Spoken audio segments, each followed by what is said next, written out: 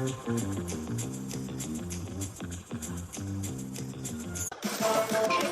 back to the Acid Makes Coffee Better podcast. I'm your host, Drew Dennehy, and with me today, I have the infamous Khalid Mulla. Thank you very much for being on the show. Thank you, Drew. Welcome. It's a pleasure, and thank you very much for having us. For those listening on audio, we're in the Coffee Museum.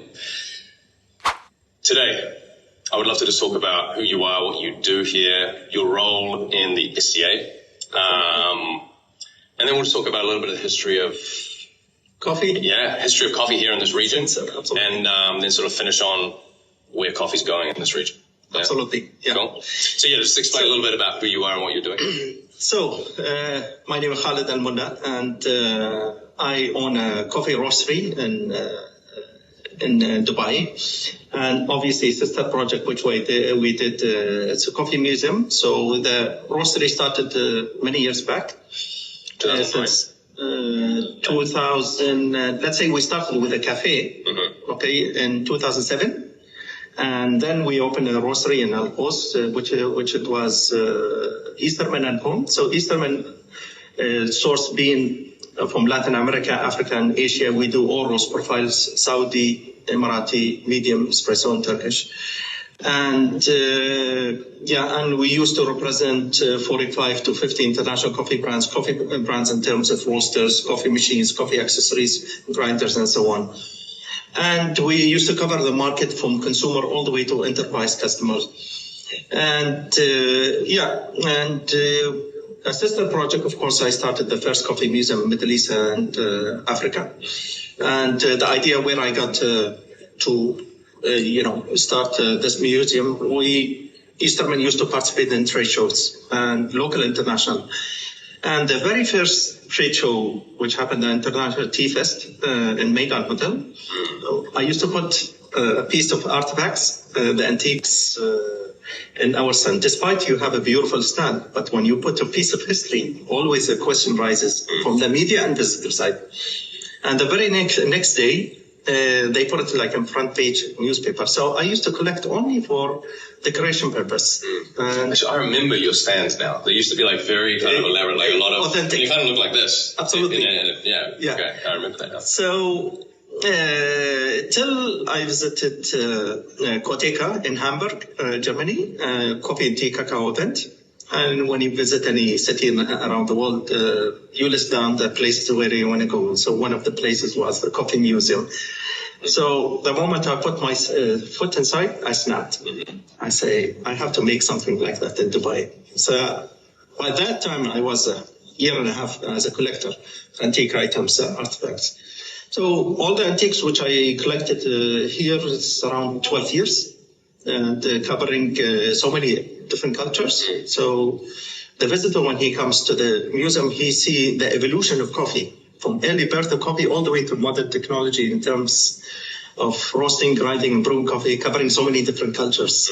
So that's more idea, and it's more informative about, it's important, even as we all know that education is very important role in our industry. So they see exactly how the fundamental basis in the roasting mechanism started and how it's been developed over the years. Yeah, I think one thing that shows how important the beverage side of the history of coffee in this region is that on the 1 dirham piece we actually have the dollar. Absolutely. Yeah. Do you want to maybe just explain the historical importance of coffee in this region? Absolutely.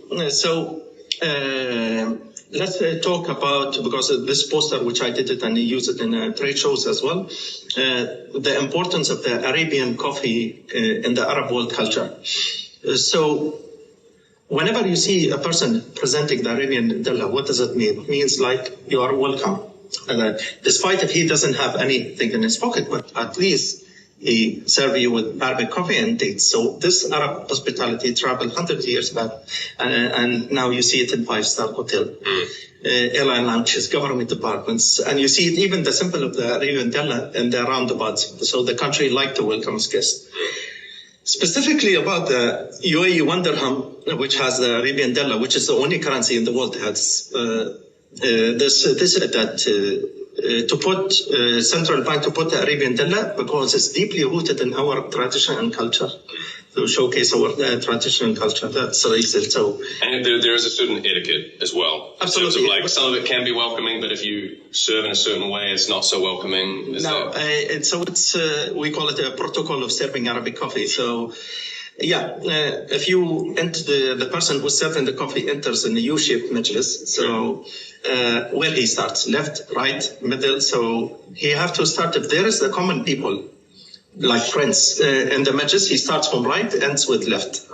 If there is a most respected person in the majlis, that's how he starts with the most eldest person or respected person as well. And then goes and he goes to the left, and then he continued the round from that end. Yeah. So clockwise, yes, right. Exactly. Mm-hmm. But then also, like, isn't it true that you can serve a small amount so that the person finishes it, so that they have, like, they want another one? Is that correct?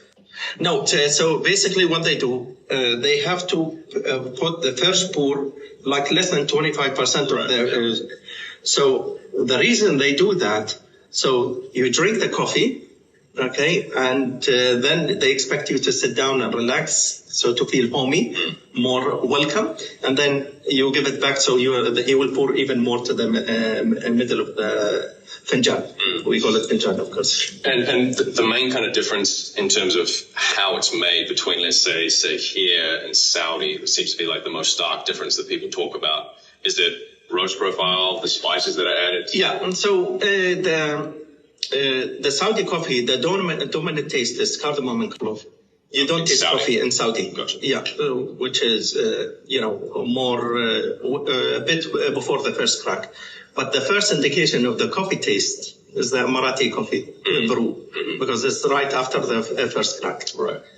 So it's a personal preference. So even brothers, they don't get along. Yeah. Okay, so some of them, they put a small dose of cardamom and small dose of saffron if you have special guest. Okay, because saffron is expensive commodity. So if there's saffron in it, it's a special. Yes, and they put rose water. They put some other spices as well. But the most common three main spices which been used is cardamom, saffron, and rose water. Rose water. Yeah, okay. That's an Emirati. But everyone has his own palate preference, and even brothers, I say, they don't get along. So, yeah. I was recently in Saudi, and they don't call it Arabic coffee now; they call it Saudi coffee. You have to say Saudi coffee. Well, yeah, because year 2022, the government stated that, especially with the producing region, the only producing region in Gulf countries is Saudi. When I say Gulf countries, excluding Yemen. Yes, okay. Exactly.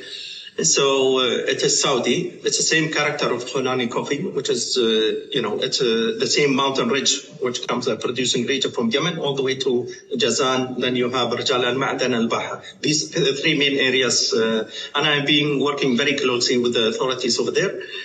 Since. Can you just go a little bit into, because for those who are listening who don't know, Saudi is actually growing coffee. Yeah. They have a mountain range which is very close to the Yemen mountain range that grow coffee, right? Yeah. And those regions are called Jazan. Yep. Rijal al-Ma and al-Baha. Rijal al-Ma is where Asir Abha, the coldest area in Saudi. Right. Yes. So the goal of this is to actually have coffee produced there that actually tastes as good as something from Yemen, which we should be able to achieve. They started already. Yeah. They started with 300 tons per annum. Mm-hmm. And currently they reach 700 tons per annum. So who's the main driving force behind this is the Saudi coffee company, right? Well, there is a different authorities focusing over there. So right now, since the establishment of Saudi Coffee Company, SCC, with the Ministry of Agriculture, and every area they have, like a development board, which handling also most of the development, because, for producing coffee, you need to take the responsibility till the harvest for the farmer to handle his farm. And then you do a central location for washing stations, and then you do a dry mill for this. This has not happened yet. So it's under process as well. Okay. Yeah. Because, I've tried a few lots from different harvests, like previous harvest, and there's current harvest now. Yeah. The one that I just tried was actually pretty good, like very sweet, like It is. chocolatey, dried fruits, and I think the kind of stone fruit kind of coming out of there.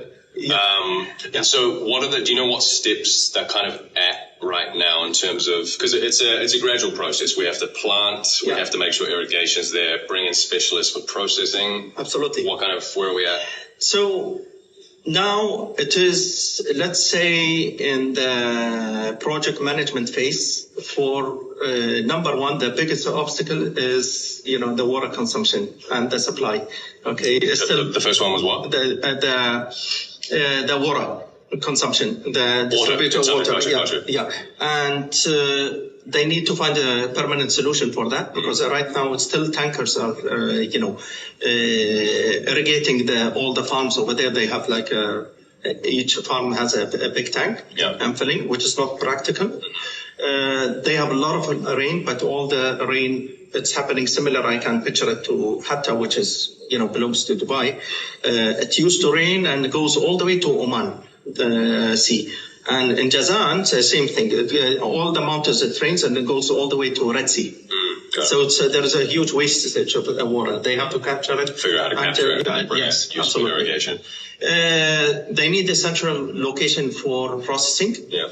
For washing station, and then they need to build a dry mill over there as well. So you're saying like have a common resource which all of that area can bring all the cherry to and process it in a very unified repeatable way. process. Gotcha. Yeah. Okay. Yeah, that's main thing, and then go for halar for destoning, and then you go for grading and color sorter, and then you can put all the lot numbers. You have it. You listed under ICO. Then you have a perfect traceability information about every coffee farm producing micro or farms as well. And so, what is the goal? Like, what they want? Saudi wants this to be consumed domestically. They want to become a brand of coffee. Is there a marketing effort around promoting Saudi as kind of like a coffee producing? The goal is to increase the yield and the increase production to reach up to 3,500 tons per annum. That's initial, goal to reach, and to support the farmers with sustainability practice, similar, let's say, like FNC, what they did. Okay, to put like a premium price over the coffee, which goes back to sustainability for their education, for their healthcare, for their R&D to develop their farms and do some research as well. They are thinking about even they have a university over there. So there's a lot to be done over there, and that's a promising area. I've seen the farms, some people, everyone has doing their own thing. So that's why we need to unify it and regularize everything. Yeah. Got it. Okay. Yeah. Cool. Yeah. I mean, I'm really based on what I've tasted, I'm really looking forward to seeing how Saudi develops and competes with Yemen. Absolutely. In terms of sensory profile. Yeah. Can we briefly touch on Yemen and what's going on there? Yemen. And why is that not considered part of the Gulf? No, I mean, Gulf countries is well known, okay? Right. So we are like Saudi Arabia, UAE, Oman, Qatar, Bahrain, and Kuwait. Yeah. This is the GCC, we call the Gulf countries. A lot of people don't know this, including myself, like really what is the... Yeah, so even though, I mean, you are asking me why Jordan is not part of GCC. So, but this is, it's the same question, but geographically, it's always separated from the Gulf countries. But in the Arab world, yes, we are stretched from, let's say, from Yemen or Oman all the way to Morocco. It's a MENA region, we call it. So, yeah. So, but, with the Yemen, we had many obstacles. Back then, it was the growing qat, which, because they earn more than coffee, they destroyed the coffee farms and replaced it with qat. And nowadays, of course, it's not happening as such. Similar problem in Ethiopia and the Hara region. A lot of qat was put there. Yes, absolutely. Easy to grow, get more money. Yeah.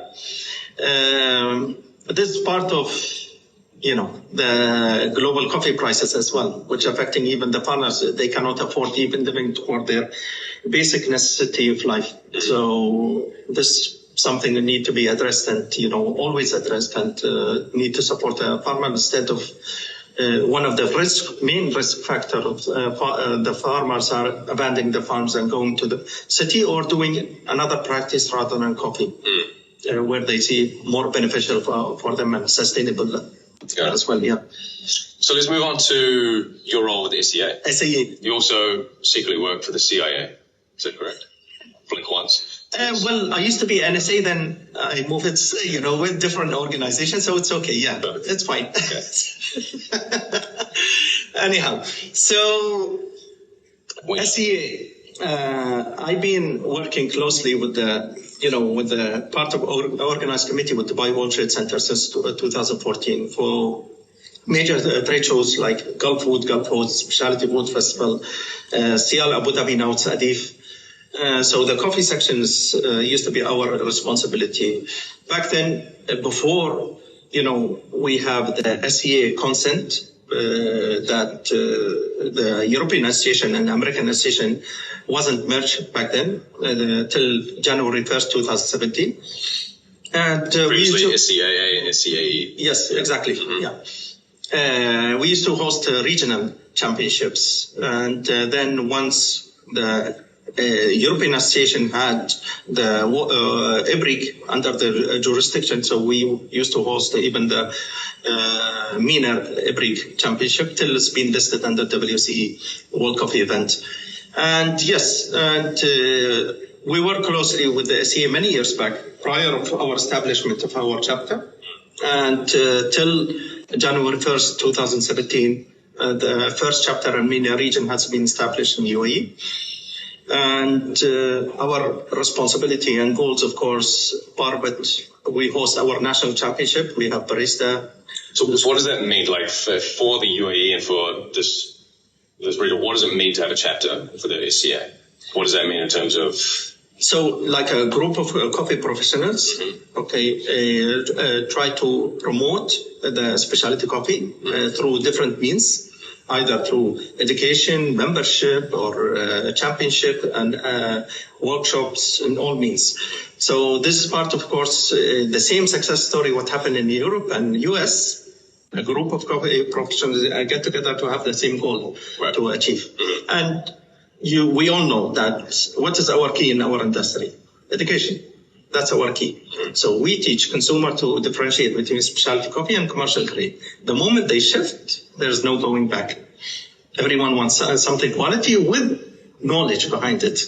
And that's important in our role. Currently, we have around 36 or 37 ASTs. I believe maybe 40 also ASTs in UAE. Not to mention about our certified judges as well. Right. And it's a really great achievement so far, what we have achieved, especially since our biggest achievement in our chapter, part of it, of course, we hosted the World IBRIC Championship twice, plus the World of Coffee, of course.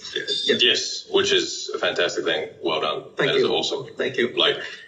I know. It took me 7 years to convince, the SEA to bring the world of coffee to the and just so people understand how that works, what you do is you bid to host the world of coffee, and you have the license to do that for X amount of years. Is that correct? Well, yes, it's a committee. It's a board approval of SEA. They have to approve to host such an event, and if they approve it. I always emphasize and say that the coffee industry has to be in the hand of government or, coffee community. It cannot be in the hand of individuals. So Trade Center, DXB Live, the wing of Trade Center, who hosted the first and second edition of World of Coffee, they have a contract with SEA. It's not our chapter. We are the on-ground supporting team. Yes. And so will it always be in Dubai? Will it move to Abu Dhabi? Good question. Will it go to Sharjah? It will move. It will move. That's my strategy. It will move. We are considering Abu Dhabi in 2025. Okay, and we need to promote other cities. We expect even a move to Saudi or any other major city. We need to consider many Saudi factors. Could be a good one. In Riyadh, right? Yes, yeah, a lot of people. So we need to consider to work with most trustworthy partners over there, and who thinks that they want to promote the industry.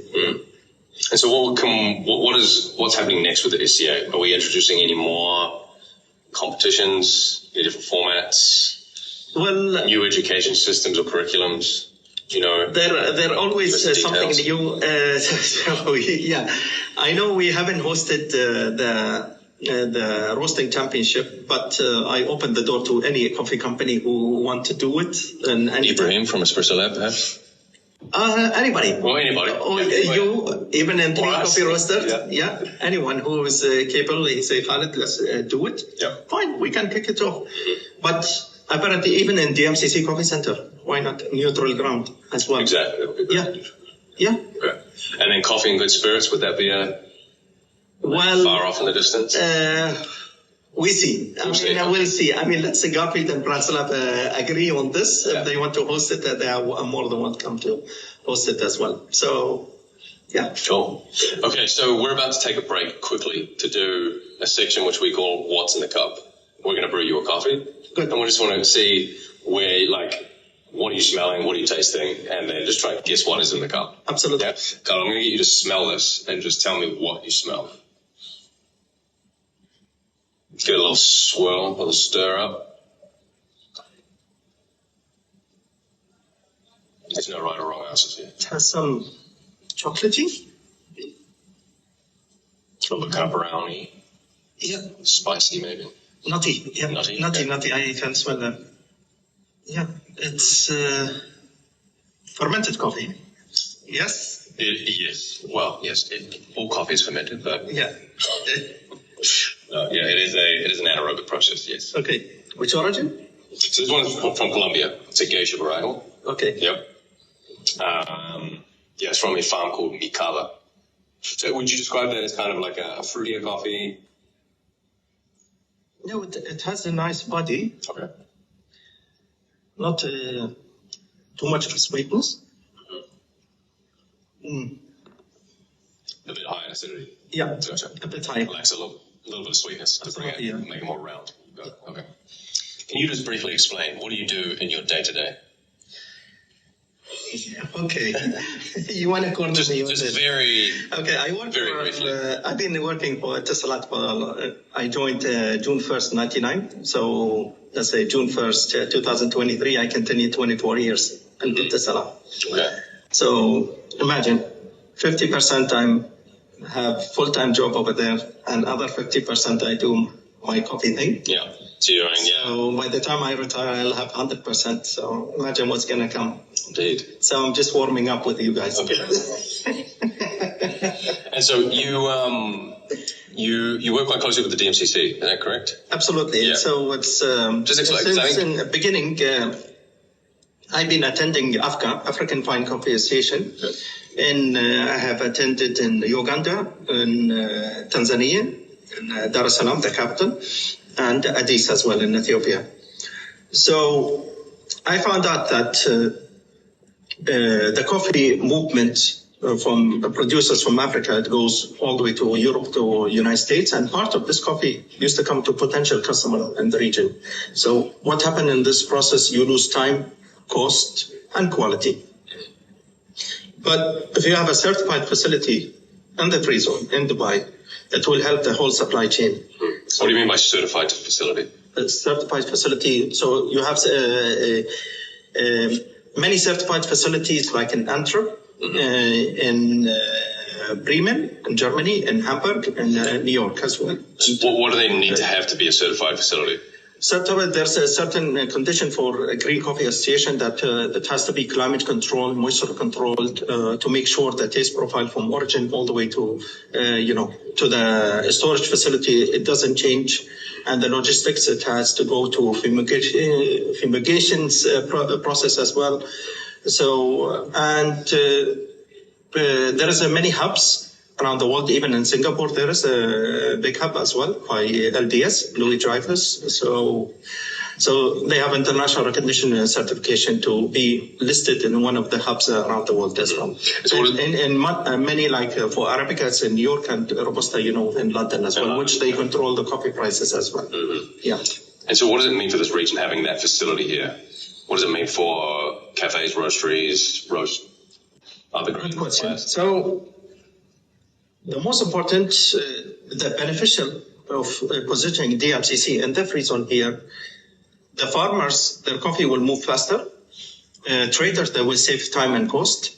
And obviously, it's an investment of government of Dubai, because DMCC is an investment wing of the government of Dubai. We, as a roaster, we don't have to freeze our funds. So, if you import green bean from Latin America, how long it takes you to, by the time it comes, 2 months and a half to 2 months, by the time to get cleared, and then you sell it to a customer, you give a credit period, so you're freezing your funds between 4 to 5 months. But if you have the same origin stored in Jebel Ali, you can even buy a palletized as per customer request. Yeah, buy spot. Absolutely. What they call, Yeah. So you have to, because cash Absolutely in these businesses is king. Exactly. Yeah. So, and the good news is, you have Dubai, it's a logistic hub, you have sea, air, land. Soon we're going to connect by air, train. So it's good news for even logistically to even for cross shipping. So you bring the coffee and you don't have to pay taxes to go in the mainland, and you just ship it to any potential customer in the surrounding countries as well. And so are businesses that are not based in the UAE using the DMCC as a hub as well? So they don't have anything to do with this market, but they're just having coffee sit there. A lot of companies from Saudi, from Kuwait, from different parts of the world, they store their coffee in DMCC. And not to mention about all the famous coffee traders as well. They're storing their coffee. So it's more feasible for them to have in certified facilities. And there's a training facility there as well? Absolutely. Yeah. So there is a premium training center for barista, for brewing, even for sensory green bean, and you can do roasting as well. You have many sample roasters for Ikawa and others as well. So people can use that facility, they bring that facility to run courses, right? Yes, absolutely. Yeah. Okay. So it's quick to host all the SE education models in it. Yeah. So it's the good thing. It's a plug and play. Everything is ready. You can even rent an office like annual base or monthly or even daily or weekly as well for flexi disk and others. And we were briefly talking about places that you like to drink coffee. I'm not going to question you on what those exactly are, but how do you see the state of sort of the cafe scene here? What kind of coffees are being served? Are we serving the right kind of coffees for our customers at the moment on average? Well, our market proven that to be saturated with the specialty coffee scene. It's the most intense, especially in city of Dubai, compared to other 7 Emirates. And the quality, the knowledge of the consumers, day by day, they're becoming smarter, obviously. Some people are against, some cafes are against even to put sugar or any kind of sweet in their cafe, to be specific, but let's be realistic. Okay, the rent is high. We need to sustainable our business. You need to diversify your business, and you cannot put all your eggs in one basket. So diversity is very important, even if what complements coffee? Pastries. If you do a coffee roasting, even baking next to it, which I know many countries they did visited, like in Munich and even in Korea, it's the most successful business they did. Their return investment is less than a year.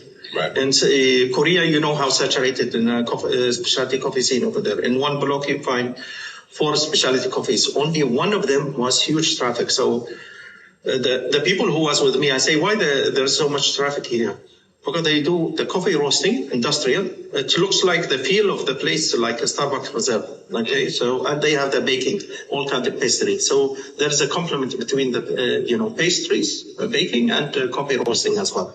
Not to forget the coffee aroma and the baking bread aroma attracts the customer as well. Yeah. So I strongly believe, to promote coffee plus any kind of business that goes complement coffee, also you can do it. And there's various way of, to promote your business. I I always say, everybody thinks if they want to open a cafe, they want all the customer come to them. They spend a lot in marketing and social media and so on. Where what we can do, we can teach the consumers to differentiate between the specialty coffee and commercial grade. Here, you have market maturity. This is exactly what happened in Melbourne, by the way, and many other cities around the world. When you say market maturity, what do you kind of say? So the consumer to be more mature. Okay. So I'm just more aware as a general populace of what is good and what is bad, or what is commercial, what is bad. So you create a market for everyone, including yourself. But I think also in those places, I think you find a lot more, like in Melbourne, you can find really good coffee, but I think the percentage of, let's say, really high quality filter coffees is lower than here. Like here you find a lot of really high quality, especially in Dubai, I would say. Yeah, you have more Italian culture over there, maybe espresso based, or milk based coffee. Yes, you're right. So I just feel like this region. Yes, but I mean, if you're considering a multinational, country, obviously UAE is more than Australia, okay? But you have many nationalities here.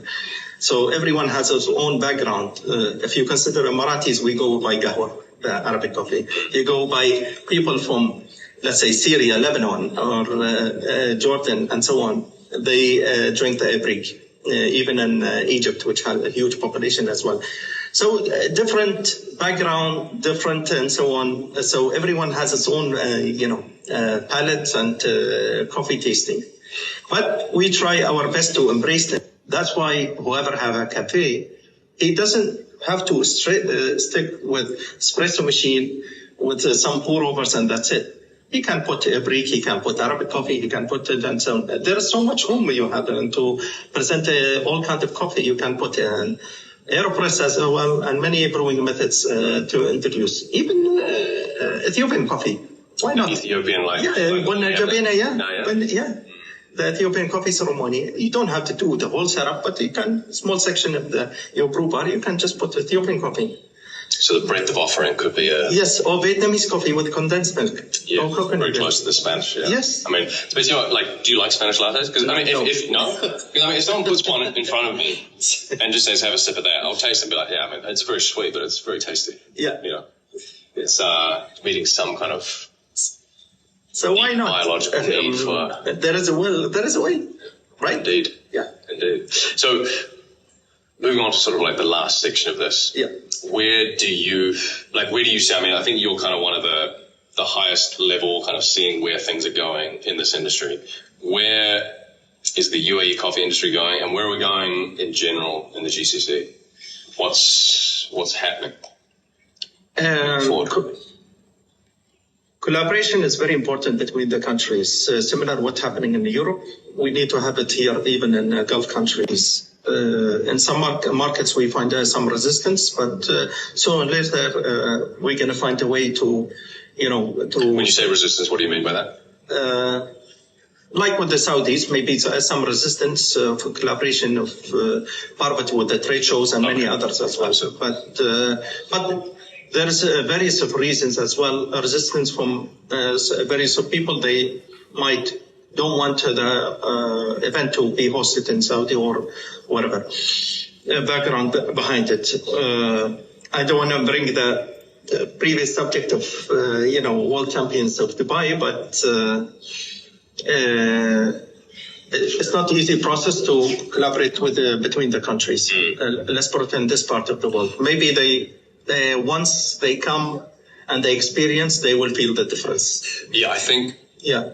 I mean, I've experienced that sort of mental block or misconception bias myself recently. Exactly. I traveled to Saudi, and before I traveled, I was like, okay, what are we going to be dealing with here? And then as soon as you get there, it's just so normal, and the people are so welcoming. It's just nothing. I think a problem is obviously marketing and media. People listen to the news and get a very biased and false idea of what a region or a country or a city even is. Yeah.